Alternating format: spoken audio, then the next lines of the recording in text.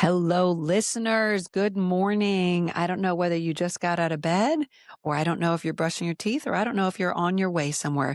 But today we're going to spend 2 minutes together just opening our mind to a new thought or a new idea to help improve our life. So today we're going to talk about the difference between a slow meal at home and a fast meal and a quick meal. We all know in our fast paced society that we can make quick meals. If you're a mom, I'm a mom of 3 girls, and I can really bust out a quick dinner on the table in record time. I've gotten so good at it in my 16 years of parenting. I don't even have to have a plan. I can just open the fridge, freezer, pantry, see what I have, whip something together. Before you know it, there's a protein, a veggie, and a carb on the plate. And there is a time and a season for that. But there's also the time and the season to make a slow meal, whether it's the soup that takes hours or the prepping and chopping and seasoning and basting required.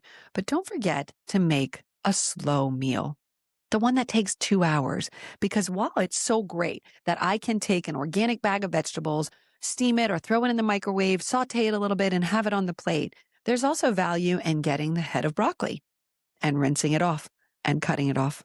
There's also the value in washing things yourself instead of buying it. What about buying the whole big carrot and using your potato peeler and peeling them and chopping the whole carrot into slices?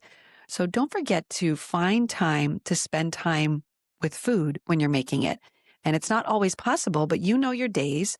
So in the next 7 days, do you have a day that you can make a slow meal? And I want you to, and if you don't know a slow meal to make, I want you to look it up.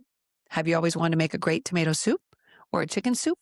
Or have you ever wanted to make a more involved dish, like something that requires 3 or 4 steps of cooking and then baking and then cooking again? So today, I want you to think in the next 7 days of making a slow meal. And I want you to set the stage for that slow meal. I want you to not be in a rush. What does that look like? Is that for you something to drink while you're cooking, or a certain music to listen to, or clearing the area and making sure the kitchen's sparkling? But just for today, I want you to plan a slow cooking meal and then enjoy the process, because cooking, while it can be done quickly and it's certainly nourishing, it can also nourish your heart, mind, and soul, the process of preparing food for the people you love.